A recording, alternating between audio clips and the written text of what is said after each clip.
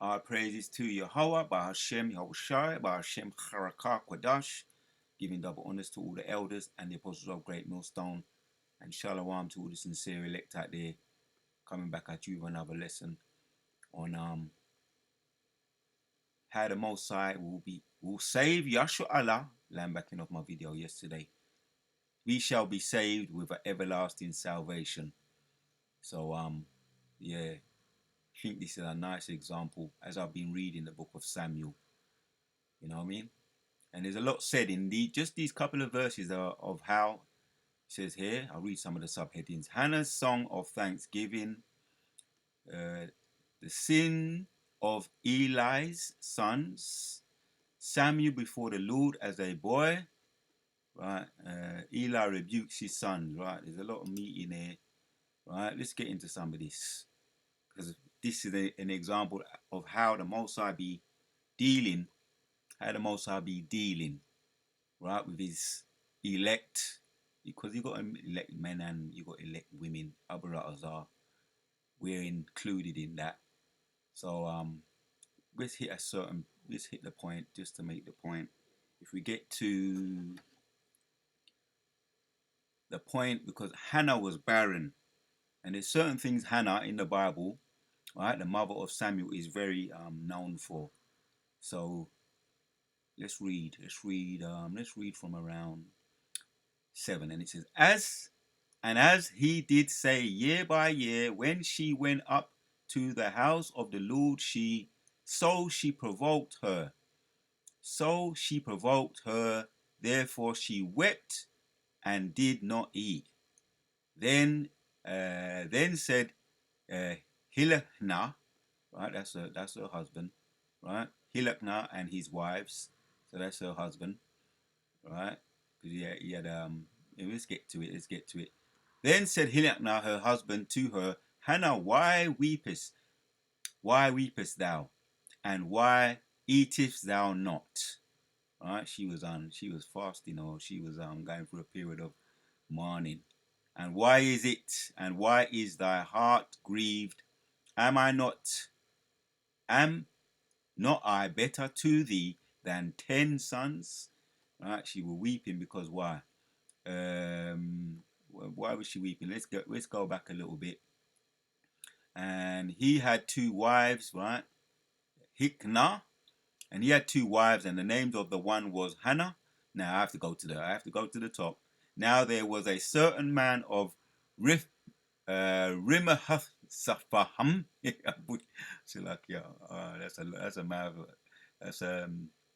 That's a mouthful. That is of Mount Ephraim, and his name was Hilkiah, the son of Jehoram, the son of Hilaha, the son of Toha, the son of Zuph, an Ephraimite, right? And he had 2 wives. The name of the one was Hannah, the name of the other Pinahah. I know these are a bit of a mouthfuls. And Pinah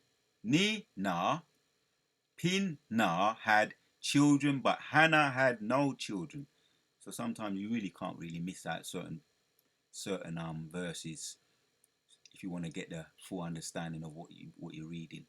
So Hannah had no children. So now we understand why she was weeping. And this man went up out of his city yearly to worship, to sacrifice unto the Lord of hosts in Shiloh. And the 2 sons of Eli, Hophni and Phinehas, the priests of the Lord, were there.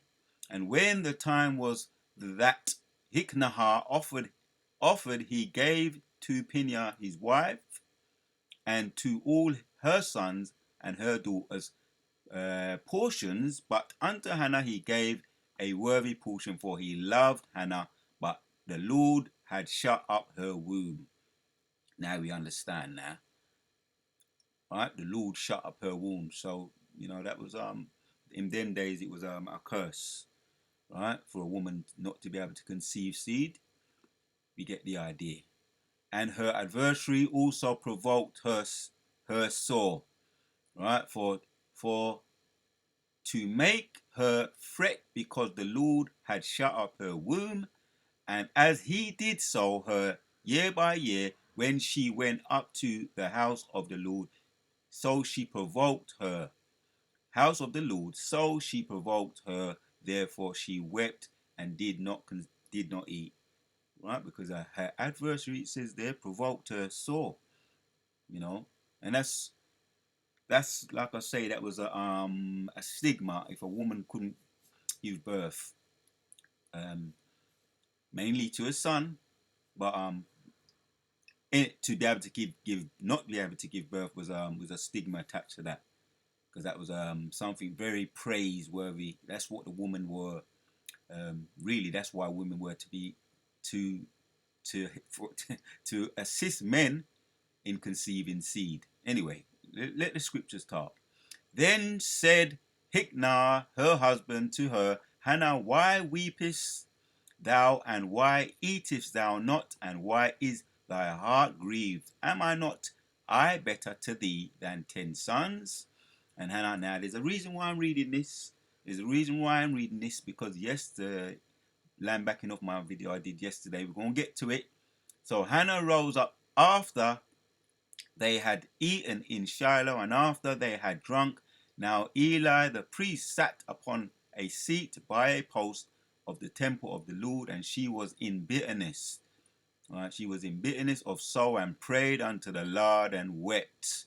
And she vowed a vow, and said, O Lord of hosts, if thou wilt indeed look on my affliction, on thine handmaid, and remember me, and not forget thine handmaid, but wilt give unto thine handmaid a man child, then I will. She's talking about herself, her handmaid, referring to herself in third person, and that's a sign too, as she was really not too happy with herself, right? But I will give, and she's praying, thine handmaid a man child, then I will give him unto the Lord all the days of his life, and there shall no razor come upon his head. Right, man. So that's another word. Another word for not shaving is when you get into it. Samson, the example. He didn't shave his head. He didn't eat any fruit from the vine, and he was a Nazarite. But she's making a vow here. She's making a vow because she's so bitter and in sour straits. She gonna do what? All right. If thou wilt indeed look on the affliction of thine handmaid, and remember me, and not forget thine handmaid, but wilt give unto thine handmaid a man child, because a man child in them days was precious, because it's the men child that conceive seed, right? That keep the seed line going. In other words, yes. So then I will give him unto the Lord all the days of his life, and there will no razor come upon his head. And it came to pass, as she continued praying before the Lord, that Eli marked her mouth. Right, so she was going through some horrible things, being mocked because she was barren, but she was mocked because of it. And now she's praying. 13. Now Hannah, she spoke in her heart, only her lips moved, but the voice was not heard. Therefore Eli thought she had been drunken. Right, that's some mockery right there. And Eli said unto her, How long wilt thou be drunken? Put away thy wine from thee. She's really getting it. She's getting some they're really taking the mickey out of her, as the Cockneys say. They're taking the mickey out of her. Ooh, it's all coming. They come in threes. So she's stigmatized. She can't conceive seed. Her adversaries are not mocking her because of it. Her own mind, she feels condemned in her heart, right? So, and she's praying, and she's accused of being, a wine bibber or drunk. Right? Read it on in 15. And Hannah answered and said, No, my lord, I am a woman of sorrowful spirit, and I have drunk neither wine nor strong drink, but have poured out my heart before the Lord. Count not thine handmaid before the daughter of for a daughter of Bilhah, if I'm pronouncing that right, which means Satan, a daughter of Satan. and that's another thing you don't want to be accused of, being a demon, right? Being a demon, or accused of being a demon, or mother of a demon, or any kind of demon. So don't count her as a daughter of Belial. For out of the abundance of my complaint and grief have I spoken thereafter. Now, it's getting to the point, right? It's getting to the point. Then Eli answered and said, Go in peace, and God of Israel grant thee thy petition that thou hast asked of him. Right? She's asking for that thing. It's going to relieve all her sorrow and the stigma that's attached to her. She asked of it in prayer. And she said, Let thine handmaid find grace. Right. And she said, Let thine handmaid find grace in thy sight. So the women went her way. The woman went her way and did eat, and her countenance was no more sad. Right. So she put the prayer to the Most High, and she left it with him. Now here it comes. Samuel is born to Hannah. Right. And they rose up in the morning early and worshipped before the Lord, and returned and came to the house to Rimnah and Hilkiah, now Hannah, his wife, and the Lord remembered her. Right? What does it mean he remembered her?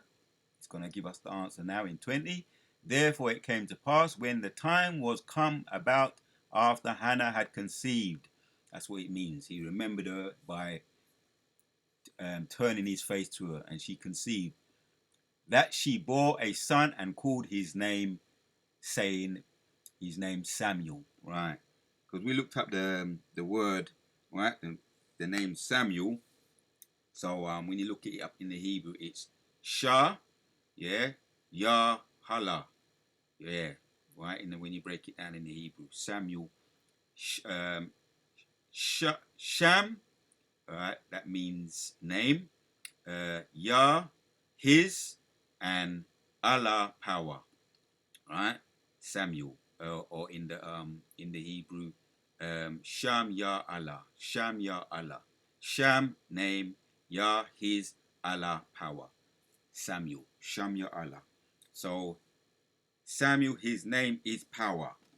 Right, when you break it down in the Hebrew, that's his name. So she bore the son, right? And so now the method to the moral of the story is, because I've done some research, right? So she called his name Samuel, Yasha Allah, and she did dedicate him to the temple. And I just looked up some facts about Samuel, Hannah, right? I just tapped it in, or voiced it in. Hannah in the Bible, and it gives us some facts. Right? Hannah is the only only Old Testament woman who is said to go to the Lord's house, according to Google. And this is what it came up with when I tapped it in or voiced it in. Hannah is the only Old Testament woman to make a vow to the Lord, right? So we're going to pick up the bones. I'm yet to get into that, but that's what Google be saying, right? She made a vow to the Lord, right? Hannah spoke God's name, right? We know it's Yahweh, and it's saying here Yahweh. But yeah, she spoke his name more than any other woman in the Old Testament, right? Some facts. So Hannah is she's, as we refer to the women, the faithful women, she would be one of the elect ladies. Right? We don't know. Is she back here now? Well, she's an elect lady. But she gonna be saved again anyway. Right, so there is such thing as elect ladies. We see the example here. Some more facts about Hannah. What two promises did Hannah make to Yahweh? Yeah, I'm in the house today. It's one of them days today. It seems like it's gonna be raining all day. I much rather be out there doing my thing, my hill and gullies, etc. But I'm in front of the square panel today. I ain't trying to get square eyes, but I'm doing my video in the house right now. So, which is you have the pros and cons of being in the house to doing videos, and you have pros and cons to being out there in a nice day. So I'm making use of this square panel here, some of the AI, and the Google. Some facts. What two promises did Hannah make to God? See my trouble and remember me, right? Don't forget me. These are the promises, right? If ye give me a son, right? If you give me a son, I promise that I will dedicate him to you for his whole life, and that he will never have his hair cut. Right. So these are the promises. Two promises did Hannah make to the Most High, and she fulfilled them. So what is that? And some other facts here. What are the three powerful lessons we can learn from Hannah? Strength, right? Right? Strength, courage, persistence. All these things are necessary today, back then and today. An unwavering commitment to seeking God's face, right? And she was a woman. She was barren, but that's all part of being faithful gives you the results of strength. You need strength, persistence in prayer. We hear about the prayers, and we have to just pray, and there's ways to pray. I think Yahushua spoke about it. No, I don't think, I know. He spoke about it. It's in Matthew 9 and 6, or is it 6 and 9? The ways to pray. Check that out. The Lord's Prayer. It's not just a simple statements. They are actually giving you grounding, a foundation of how to pray and how to go about praying and what to ask for, and the priorities in how to pray. Right? That's the Lord's Prayer. Check that out. But here we got the persistency of Hannah, the unwavering commitment to seek God's face, and she was blessed. And now we're gonna see, because I entitled this video. It's gonna be linebacking off my video. The Most High will save Yahshua Allah with an everlasting salvation, right? And who is he dealing with? His elect. Now, Hannah, song of thanksgiving. So here we have it here. We usually go straight to First Samuel 6 and 2 and 6, but let's read some of this. Right? Examples of courage, persistence, and prayer. Hannah prayed and said, my heart rejoiceth in the Lord, mine horn is exalted in the Lord, my mouth is enlarged over mine enemies, because I rejoice in thy salvation. Right? Not to forget, she actually believed. She believed she's going to be heard and answered. So she's saying there now, the song, she's saying here now, Hannah's song of thanksgiving. I just want to ask something. I just want to ask a question from Google. Underdog meaning. Here's the definition of underdog. A competitor thought to have little chance of winning a fight or contest. Right, a competitor thought to have little chance of winning a fight or contest. Yeah, you had a lot of underdogs in the combat world. As much as Mike Tyson was renowned for knocking people out, he went in there, and a lot of the time he went in there with guys almost twice the size of him, or you might say thinking that they're faster or stronger, and he ended up knocking them out in one way or another. He was renowned for his strength, but he wasn't even a typical heavyweight. If you look up his size, he was around about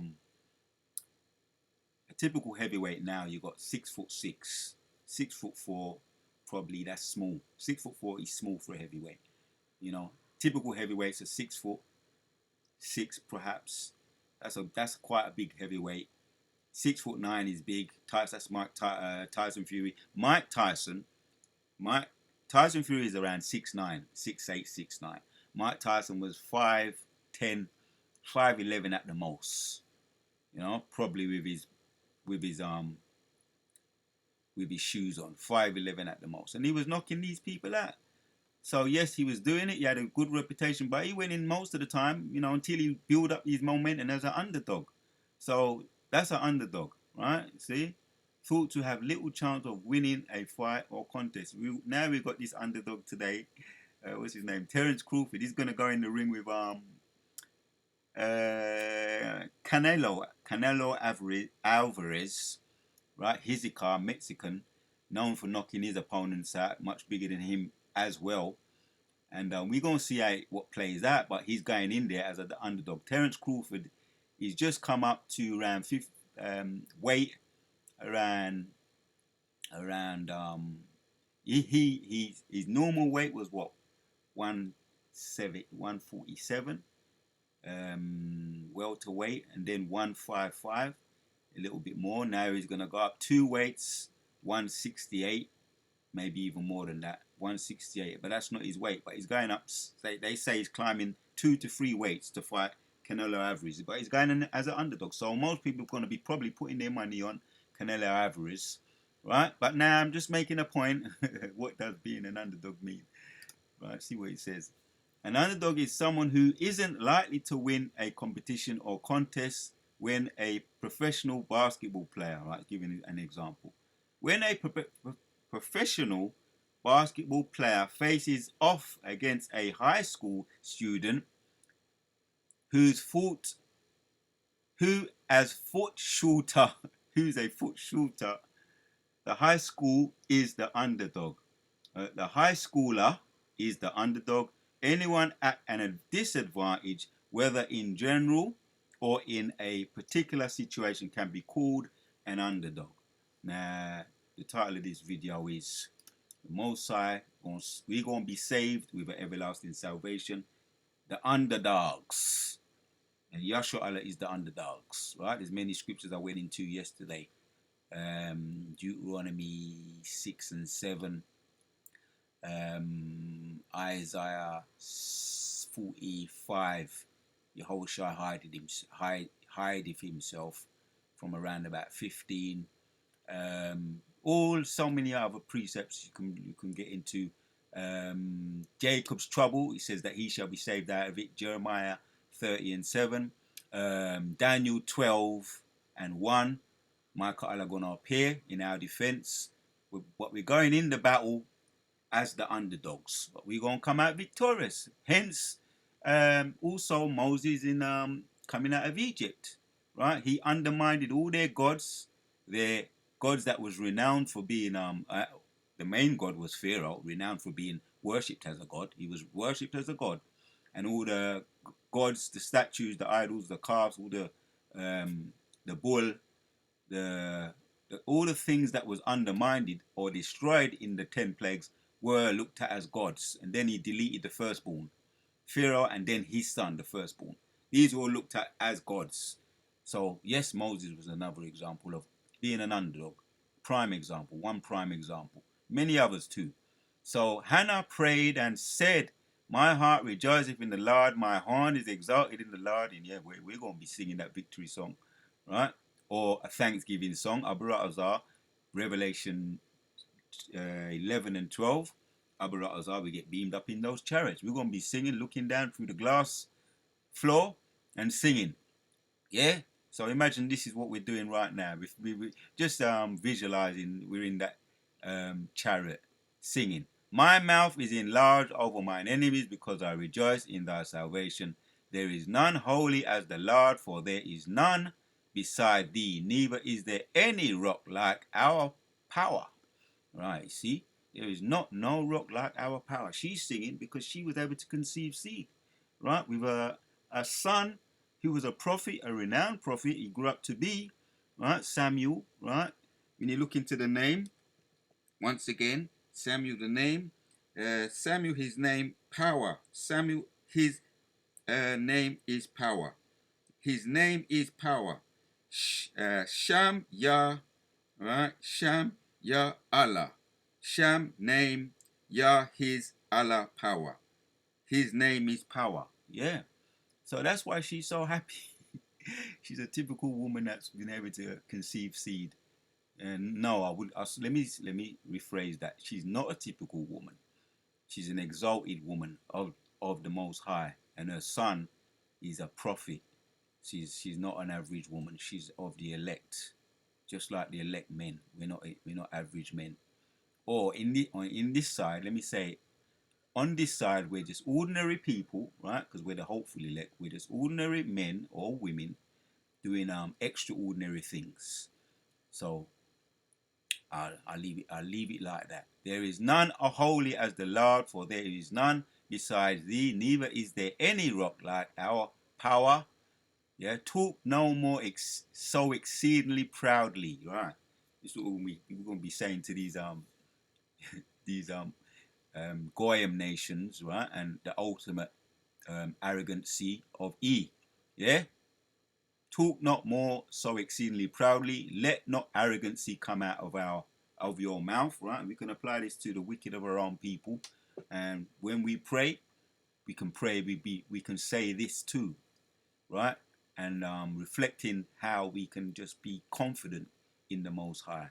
Let not arrogancy come out of your mouth, for the Lord is a God of knowledge, and by him actions are weighed. The bows of the mighty men are broken. I'm going to read up into a couple of verses just to make the point.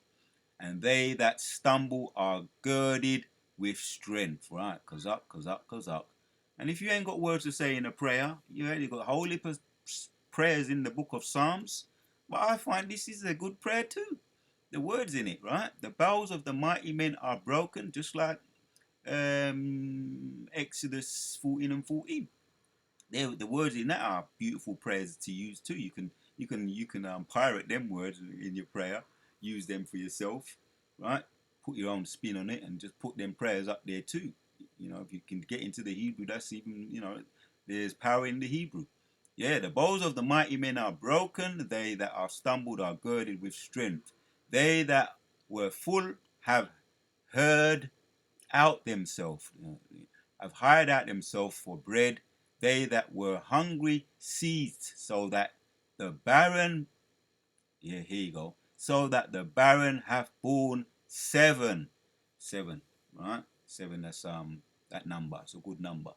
Seven meaning completion, perfection. Seven meaning completion. So yeah, a barren woman can conceive and a numerous number, complete number, a barren woman. Hence, what she's saying is true in the prayer.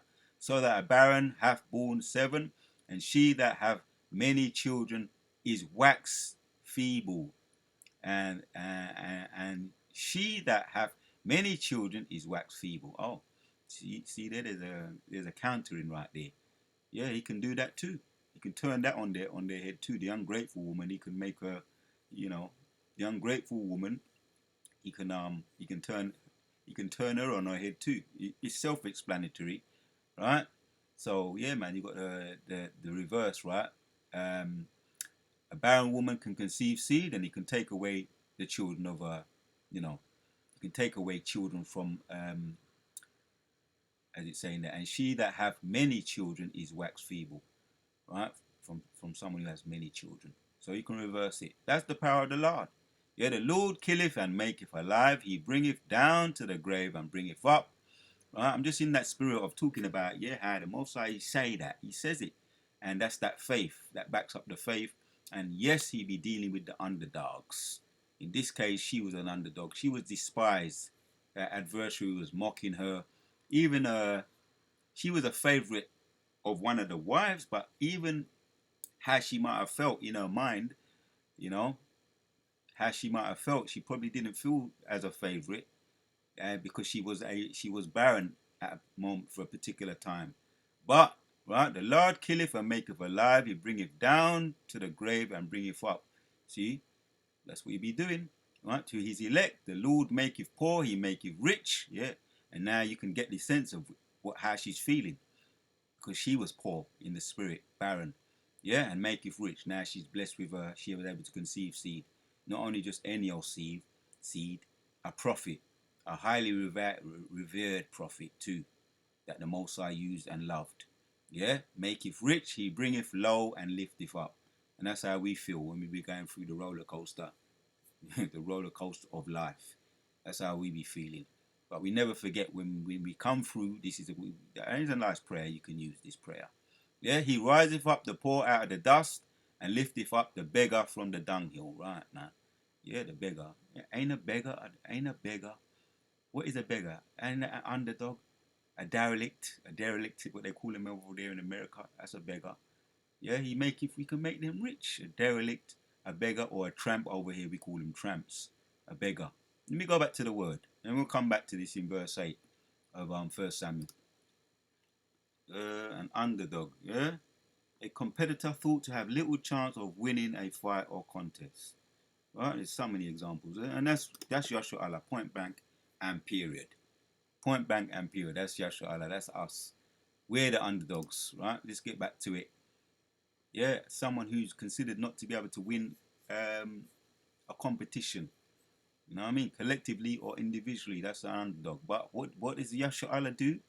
What does Yahweh do for Yashua Allah? He riseth up the poor out of the dust and lifteth up the beggar from the dunghill, the underdog, to set them among the princes and to make them inherit the throne of glory. For the pillars of the earth are the Lord's, and he hath set the world upon them. Right, man? See that? Yeah, the world is your oyster. Yeah, that's what they say. Sitting on top of the world. Yashua Allah, maybe that's a title. Yashua Allah will be sitting on top of the world, aka underdog. Yeah, that's a title. Yashua Allah will be sitting on top of the world, aka the underdog. Yeah. The glory of the pillars of the earth are the Lord. He hath set the world upon them. He will keep the feet of his saints, and the wicked shall be silent in darkness, for by strength shall no man prevail. Not by strength, but by the Most High's power. Yashua Allah will prevail. So Yashua Allah, aka the underdog, will be sitting on top of the world. The Wada Yawbashima Shai Kala Yawbashima Shai putting the spirit on me to do this video. So there you have an example there. Song of thanksgiving. Some nice gems there. If you want to use them, you can pick some of them out and use them in your own prayers, because I think they're very powerful. The example of Yashua Allah, how he be lifting up the beggar, the underdog, and putting him up upon the he by strength shall no man prevail. Right, yeah. For the pillars of the earth, back to 8, are the Lord, and he hath set the world upon them. Yashua Allah will be saved in the everlasting salvation, will be sitting on top of the world, aka the underdogs. Until the next one, we out.